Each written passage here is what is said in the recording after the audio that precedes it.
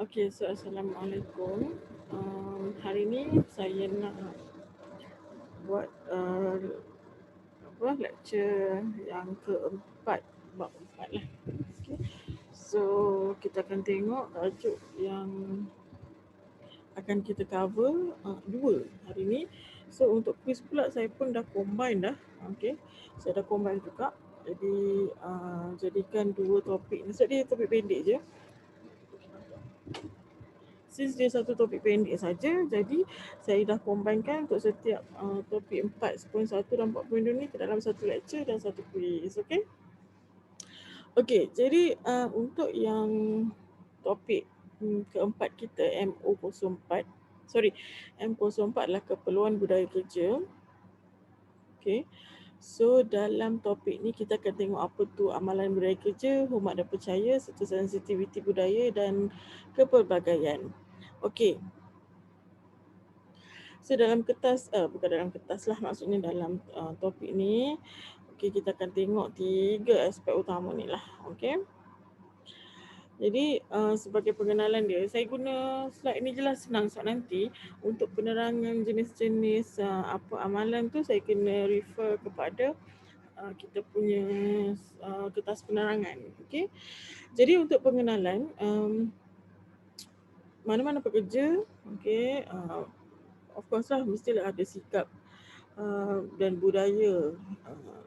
Budaya yang penting ni, bila kita di tempat kerja ni, kita mesti hormat orang, kita mesti adanya budaya menghormati dan kepercayaan lah kepada orang lain yang bekerja bersama-sama kita ataupun rakan sekerja kita kan. Okey, jadi ada beberapa amalan yang kita sepatutnya budayakan. Okey, so ada 5 amalan kat sini, iaitu amalan kerja lazim, keadilan, integriti, kerahsiaan dan amalan privasi, amalan kawalan kendiri. Jadi kalau kita boleh amalkan budaya-budaya kerja ni, maka insya-Allah kita akan jadi seorang pekerja yang berjaya, mudah disenangi, okey, tak ada banyak musuh, okey.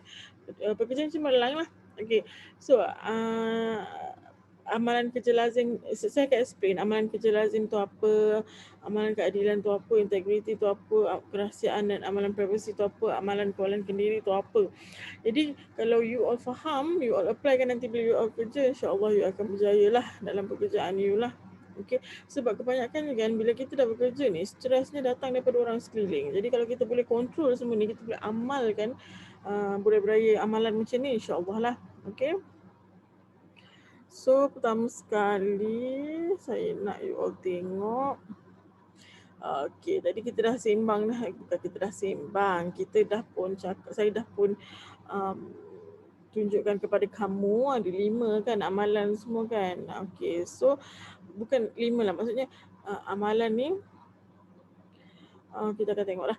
Amalan budaya kerja lazim ni maksudnya sebenarnya dia adalah amalan yang kita sepatutnya lakukan, laksanakan pada rutin kita lah, yang biasa. Lazim ni benda kebiasaannya, okey, yang mana dia meliputi pelbagai aspek lah, etikanya, undang-undangnya dan semua sekali, okey. Jadi kalau kita boleh wujudkan budaya kerja dan yang baik, yang beretika, jadi insya-Allah lah nilai-nilai yang ada dalam syarikat tu akan jadi suatu panduan kepada semua orang. Okey, so kita tengok antara amalan keadilan yang perlu adalah dia adalah satu macam keadilan ni, bila kita sebut keadilan je, dia akan melibatkan kepada um, uh, bila kita bekerja ada peringkat kan, ada peringkat atasan, peringkat bawahan. Jadi kalau kita letakkan keadilan di semua peringkat ni, insya-Allah lah. Maksudnya jika seorang ketua itu boleh adil kepada orang bawahan dia, dan orang bawahan dia juga boleh adil pada diri dia dan orang atasan dia, insya-Allah dia akan mengelakkan daripada berlakunya orang kata diskriminasi ke, apa orang kata macam dengki, hasad dengki dan sebagainya. Okey. Menurut Charles Dickens dalam karyanya Creating and Sustaining an Ethical Workplace Culture, pekerja meletakkan panduan etika keadilan di tempat kerja sebagai amalan untuk melayani satu sama lain, tak kiralah pada antara ketua dengan pekerja, para pelanggan atau pembeli secara adil dan saksama. Maka ianya akan menjadi satu budaya yang adil lah, baiklah, okey. Dan ada undang-undang ya dalam konteks amalan keadilan ni, iaitu undang-undang anti diskriminasi. Okey, seterusnya kita tengok amalan integriti. Okey, amalan integriti pula adalah dia memerlukan satu, orang kata, courage atau keberanian untuk melakukan atau memegang kepada apa yang betul. Okey, walaupun perkara itu tidak disukai oleh orang lain. Susah tau nak jadi integriti. Kalau you kerja popular, kalau you kerja populariti, memang susah you nak jadi seorang yang berintegriti. Sebab orang berintegriti ni dia tak kira. Kalau benda tu salah, salah lah. Okey, kalau benda tu betul, kalau dia cakap benda yang betul, walaupun dia tahu ramai orang benci dia lepas ni ke apa ke, dia tetap buat yang betul. Itulah orang yang berintegriti. Okey, pekerja yang berintegriti menyokong kerja-kerja yang betul dari segi moral dan apa yang mewakili kaki tangan dan pelanggannya. Okey, so sebagai contohnya, kalau ada kaki tangan jualan, kaki tangan jualan ni dia sebenarnya mewakili barisan produk keluaran dan perkhidmatan ditawarkan. Okey, jadi mereka perlu menepati janjilah kepada pelanggan, kerana itu benda yang betul yang perlu dilakukan. Okey, dan apa dia yang you katakan adalah mewakili you punya syarikat kan. Okey, seterusnya kerahsiaan dan amalan privasi. Okey, saya highlight sikit apa yang penting. Undang-undang kerahsiaan dan privasi adalah amalan memainkan peranan dalam setiap budaya setiap urusan kerja lah. Okey, budaya kerja yang sihat dan menghormati privasi seseorang pekerja. Pekerja yang mengamalkan kerahsiaan dengan menahan diri daripada gosip. Ini penting. Okey, pekerja patutnya mengamalkan kerahsiaan dan menahan diri daripada gosip peribadi. Okey, jangan mengumpatlah. Okey, jadinya contohnya pekerja penjagaan kesihatan kecil aku kepada undang-undang privasi sebagai amalan operasi dia. Okey, so amalan kawalan kendiri ataupun self control pula adalah apabila satu situasi yang mencabar timbul, pekerja ni boleh mengawal emosi dan tidak mempamerkan tingkah laku yang tidak beretika lah. Maksudnya dia boleh kontrol dan dia boleh pamerkan tingkah laku beretika. Ini banyak problem Saya perasan banyak sangat problem. Saya dulu pun macam selalu, bukanlah selalu, masa saya di IKM Lumut dulu, saya pun tentangkuasa lembaga tata tertib. Kita di sana saya ada kes lah, beberapa kes, handle kes yang buang pelajar. Kenapa buang pelajar LR? Sebab apa? Sebab ni dia tak ada self control. Dia biasalah ada rasa rasism sikit ke apa kan. Siap bergaduh dekat tempat kerja dan sebagainya. Tapi bila you ada kawalan kendiri, you ada self control, apa pun sahaja cabaran yang melibatkan emosi, you boleh hold back, and then sabar dan menunjukkan tingkah laku yang beretika. Tu adalah satu benda yang susah tapi boleh dilakukan, dan jika dilakukan dia akan membawa satu budaya amalan yang sangat baik. Okey? Okey. Satu lagi, amalan kawalan kendiri ni penting sebab apa? Bagi seorang pekerja yang mampu mengawal diri, especially kan, kalau you tak mampu kawal diri, you akan tend to stress tau. So kalau you mampu mengawal diri, meaning that your stress management pun is okay lah. So bila your stress management is okay, you akan kurang stress, you akan tenang, you akan disiplin walaupun you sibuk. Okay, so bila berlakunya timbunan kerja, kalau you boleh control yourself like that, okay, you juga boleh bantu orang lain dan memberi sumbangan dari segi meringankan beban orang lain lah. Jadi bila you boleh bekerja macam tu, maka operasi syarikat akan lebih, orang kata, akan lebih lancar. Okay, seterusnya budaya kerja, hormat dan percaya. Okay, hormat dan percaya ni dia adalah saling melengkapi. Kalau you hormat tapi you tak percaya, macam tak jadi kan. Kalau you percaya tapi you tak hormat, macam tak ngam kan. So bila you hormat orang, biasanya you akan percaya orang tu kan. Okay, hormat ni biasanya dia akan diperolehi bila you menghormati orang lain. Dia tak boleh minta-minta benda ni. Okay, biasanya orang yang dihormati tu adalah orang yang apa maksudnya, orang meletakkan kepercayaan tinggi pada orang yang dihormati. Betul tak? Okay, jadi Walaupun begitu kan, bila orang hormat kat kita, kita patutnya menjadi orang yang boleh dihormati lah. Kadang-kadang ada juga kes-kes yang macam orang hormat dia tapi dia sebenarnya tak boleh dihormati pun, dia cuma pergi berlakon ke kan, macam tu kan. Okay, ada macam dia cakap kat sini kan, seseorang yang dihormati tu lazimnya diberi kepercayaan tinggi. Namun begitu, kenyataan ini tak mungkin benar sepenuhnya kerana ada juga yang tak boleh dipercayai. Okey, hal ini menjurus kepada definisi percayalah yang bermakna apabila diberi kepercayaan dia akan melakukan terbaik untuk orang yang dipercaya. Walau bagaimanapun dalam setengah kes seseorang itu boleh menghormati orang tapi tak bermakna orang yang dihormati itu akan membuat terbaik untuk dia. Okey. Percaya pula dia ada maksud yang lebih mendalam. Percaya tapi dalam konteks perhubungan lah antara rakan sekerja ke, ketua dan pekerja ke, macam tu . Jadi percaya ni ialah bermakna bila kita meletakkan sepenuh keyakinan lah pada seseorang tu. Okey, orang yang percaya bahawa pihak yang dipercayai itu tidak akan mencederakannya sama sekali akan sentiasa mencarinya. Maksudnya bukan mencederakan dari segi fizikal saja, emosi pun dia juga. Okey, jadi dia adalah bersifat kekal kalau orang yang dipercayai itu memang boleh, maksudnya tidak mengkhianati kepercayaan dia lah. Okey. Okey, hormat ialah mempunyai pandangan tinggi pada satu entiti atau seseorang atau menyanjung dia, menyanjung pendapat dia ke, kerja dia ke dan sebagainya. Okey, so pada biasanya kalau kita hormat orang tu maksudnya dia adalah satu contoh yang baik lah. Okey, sama ada dia tu hebat ke, dia adalah orang yang ada nilai-nilai tinggi dalam satu organisasi ke. Okey.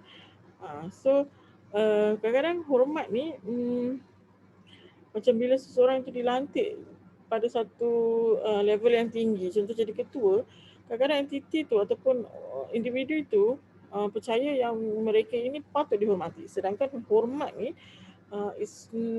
kita tak boleh minta orang hormat kita kan. Kalau you pun, kalau orang tu menunjukkan satu contoh yang baik dari segi sikapnya ke apa ke, so secara you akan hormat dia lah kan. Tapi kalau dia pun buat perangai macam tak patut dihormati tapi nak dihormati, saya rasa tak mungkinlah berlaku seperti itu. Jadi macam katalah, if you want to be respected, you have to first respect other people kan. Okay. Seterusnya, sensitiviti budaya dan kepelbagaian. Okey, bila kita bekerja, kita akan bekerja dalam satu komuniti yang mungkin ada ramai bangsa-bangsa lain. Okey. Jadi bila adanya bangsa-bangsa lain, ras-ras budaya yang lain, maka dia akan pelbagailah budaya, pelbagai agama, pelbagai. Jadi ada sensitiviti tertentu yang kita kena peka. Okey, kita kena sedar, kita kena peka amalan dan budaya orang lain. Okey. Macam kita tak boleh kadang-kadang kan saya perasan orang Kelantan ni dia kuat sikit dia kan, bila maksudnya dia tak boleh, kadang-kadang dia lupa yang orang lain tu ada amalan agama dia, amalan budaya yang tertentu, tapi dia tak boleh, dia macam tak sensitif sikit. Okay. So you kena faham lah bila you bekerja dalam komuniti yang terdiri daripada pelbagai budaya dan terdiri daripada pelbagai orang kata agama yang berbeza, maka you kena hormat. Okay. Okey, seterusnya kepelbagaian budaya adalah kualiti budaya yang pelbagai atau berbeza. Kepelbagaian lah, pelbagai banyak lah, maksudnya lebih daripada satu kan. Okey. Merujuk kepada selain daripada kepelbagaian budaya ini merujuk kepada perbezaan budaya, kita juga perlu ada saling hormat menghormati. Okey, kepelbagaian budaya juga boleh dikatakan sebagai kepelbagaian masyarakat ataupun budaya di kawasan tertentu. Okey. Tapi orang kata macam ke mana pun kita pergi, kita tak bolehlah macam ingat kita je betul . So kita kena sentiasa macam saya cakap tadi lah, peka. Namun begitu ada juga dengan perkembangan globalisasi sekarang ni kan, Dia akan membawa manusia ni kadang-kadang dia macam boleh je, macam bila you guna internet contohnya kan, you boleh boleh je tengok, bukan you kena pergi ke Amerika baru you boleh jumpa orang US kan, macam tu tak. You perlu naik flight pergi ke China je baru you boleh jumpa orang China, tak macam tu kan. Okay, so bila adanya kadang-kadang benda macam ni dan tanpa adanya uh, orang yang nak educate kita, kadang-kadang kita lupa bahawasanya uh, Allah menciptakan satu-satu kaum dan sebagainya satu yang sangat unik. Okey, kita tak boleh kata cara kita je betul, budaya kita je betul. Okey, so kena open sikit benda tu. Okey, yang paling penting adalah kita jaga sensitiviti budaya kita, sensitiviti um, apa agama orang lain, budaya orang lain juga. Okey, so saya nak apa macam mana kita nak melaksanakan sensitiviti budaya dan juga ni saya dah masuk kepada kepentingan budaya. Sekejap kita tengok balik slide tadi.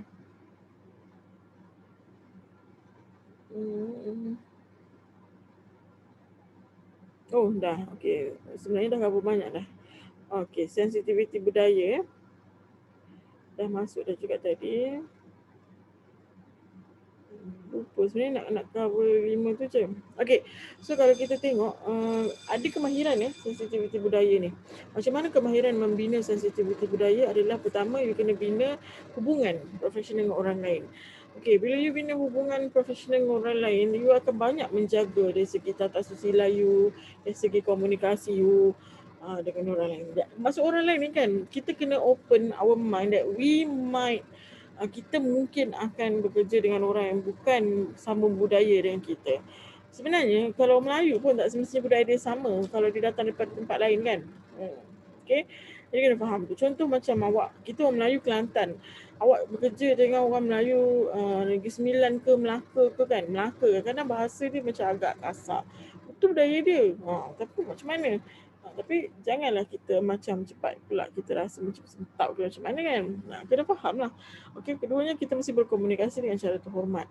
Kita kena sopan santun, kita kena berupaya menangani sempadan budaya ni, maksudnya macam open minded lah. Kita kena letak dalam kita punya mind setting bahawasanya different people is created differently, apatah lagi different races, apatah lagi different culture.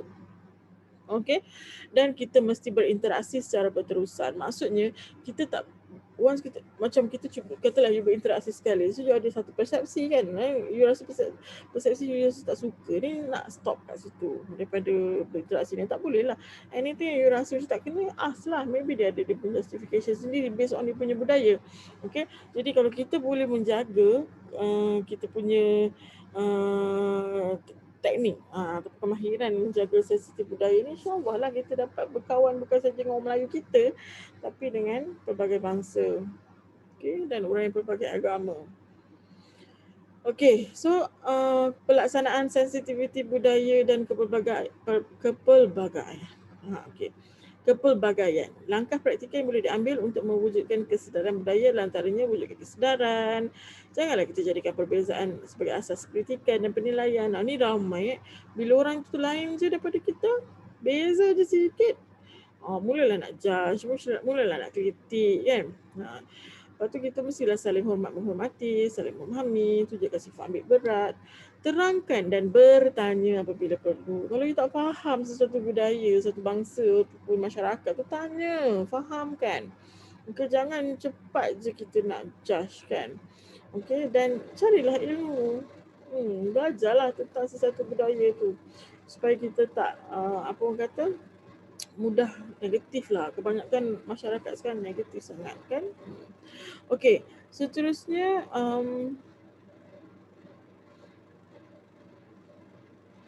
macam saya cakap tadi, saya akan komen terus kan. Topik yang kedua dalam bab yang keempat ni adalah situasi yang memerlukan perhatian. Apa dia situasi yang memerlukan perhatian? So dalam topik ni kita kena faham apa dia keutamaan kerja kita, apa situasi yang memerlukan perhatian, apa prosedur situasi yang penting. Okay. Jadi dalam you bekerja, you kena tahu apa priority. Keutamaan itu adalah priority. Okay. So macam mana pekerja tu perlu menangani situasi yang memerlukan perhatian dengan mementingkan priority kerja. Okay. Perhatian yang diberikan adalah berdasarkan jenis situasi tertentu, berdasarkan prosedur yang tertentu. Okay. Keutamaan kerja. Bagi kebanyakan orang, okay, menguruskan keutamaan sering berpotensi menjadi sumber konflik. Okay. Maksudnya, kalau you tak kena dalam you keutamaan yang you berikan itu kadang-kadang dia berdasarkan pertimbangan kan. Kadang-kadang kita rasa yang ini penting, yang ini tak penting. Tapi ada setengah orang dia mungkin tak sama, tak sealiran dengan kepentingan kita kan.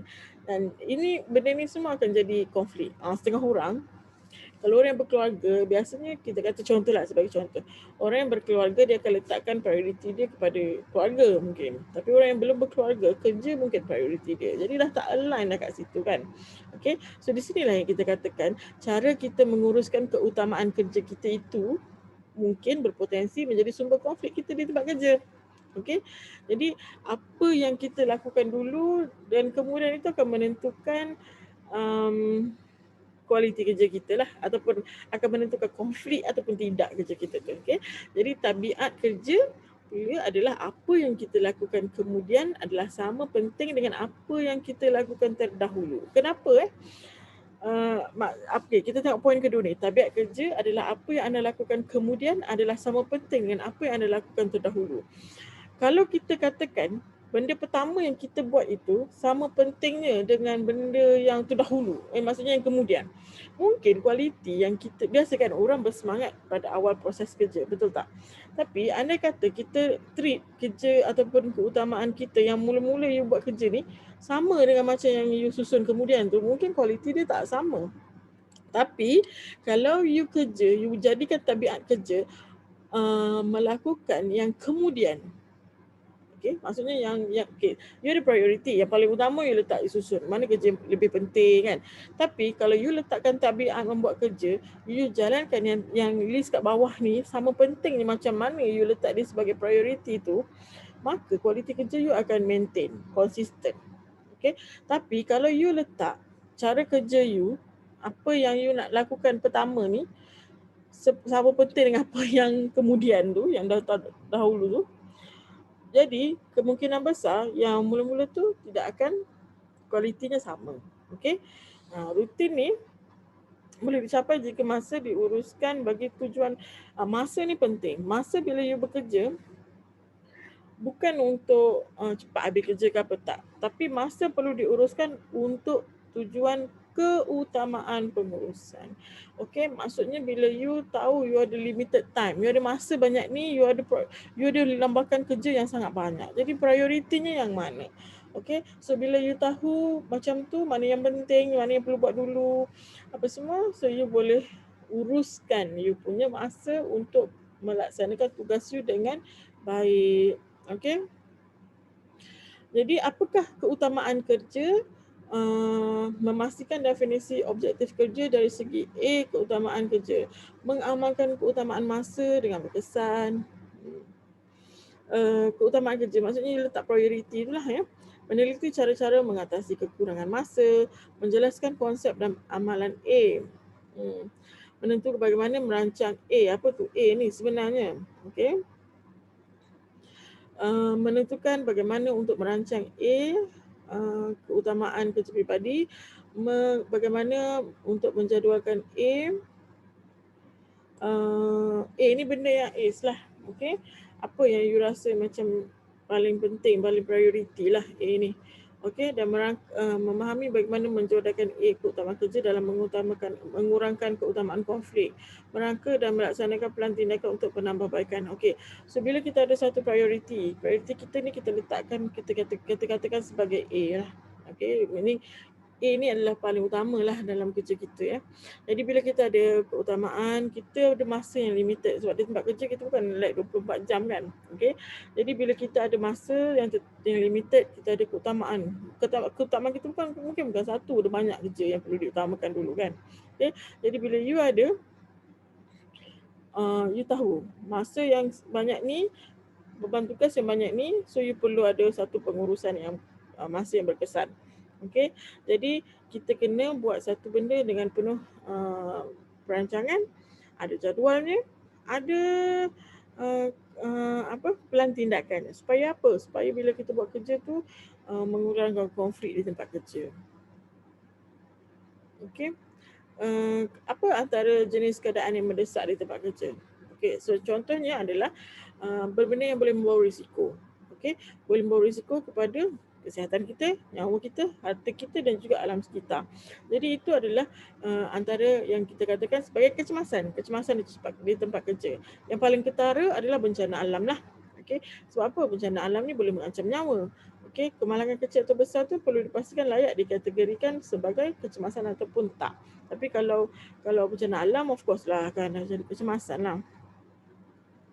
Okey, keadaan mendesak di tempat kerja ni, dia mesti kalau kita nak kategorikan dia sebagai keadaan yang mendesak ataupun kecemasan, dia mesti ada risiko ataupun bahaya kepada nyawa pertamanya, iaitu kecemasan membahayakan nyawa. Kedua, melibatkan orang perseorangan yang ada masalah risiko kesihatan lah. Okey. Seterusnya, kesihatan juga dia mungkin yang tadi membahayakan nyawa, yang ini mengancam. Okey, jadi dia mungkin mengancam nyawa. Okey, macam kes kecemasan seperti serangan jantung yang kategori kecemasan kesihatan. Okey, dan dia juga bahaya kepada alam sekitar.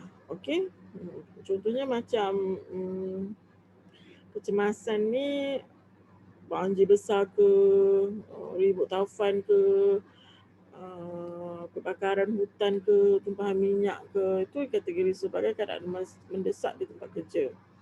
Okey, seterusnya jika berlakunya situasi kecemasan macam ni, kita perlu adanya prosedur tertentu lah, ada SOP ya. Jadi kita kena tahulah kita punya kecemasan tu yang macam mana. Jadi kena ada plan tindakan kecemasan dibina berdasarkan penilaian bencana untuk menentukan jenis bahaya, fizikalnya atau kimianya. Jika terdapat lebih daripada satu tapak kerja, setiap tapak perlu mempunyai plan tindakan kecemasan sendiri. Jadi bila kita nak buat plan kecemasan untuk sesuatu situasi di kecemasan tempat kerja, ada banyak benda yang kita perlu pertimbangkan. Maksudnya kita kena tengok jenis kecemasan tu. Okay. Lepas tu bahaya dia tu, hazard dia tu fizikal ke, kimia ke, apa, kena kenal pasti. Okay. So macam mana, apa yang perlu ada dalam prosedur kecemasan? Okay. So satu kaedah pilihan melaporkan kebakaran dan kecemasan. Kena ada dasar dan prosedur pemindahan jika melibatkan perlunya berlakunya pemindahan. Kemudian kena ada prosedur ataupun SOP menyelamatkan diri dari kecemasan itulah. Okey, contohnya kita ada plan lantai, kita ada peta tempat kerja, tempat berhimpun macam yang you tengok ada kat KTM kan? Ada kan? Lepas tu kena ada maklumat peribadi staff-staff yang bekerja pada waktu tu. Okey. Sebab yelah kalau berlakunya contoh macam kebakaran besar kan, ada melibatkan nyawa kan. So you kena tahulah siapa yang ada bekerja masa tu. Seterusnya prosedur bagi pekerja yang perlu bertugas masa kecemasan seperti menutup logis operasi, mengendali alat pemadam api dan sebagainya. Itu pun kena ada SOP. Semua kena ada SOP kat tempat kerja. Dan seterusnya siapa yang bertugas untuk menyelamat dan petugas perubatan yang perlu ditetapkanlah jika berlakunya apa-apa kecemasan. Okey, itu saja untuk dua topik ni. Jadi saya akan upload quiz juga pada masa dalam Teams nanti. So boleh tengoklah. So ini untuk cover bagi kita punya topik yang keempat. Okay, so tu dia. Jadi saya rasa itu sahaja. Assalamualaikum warahmatullahi wabarakatuh.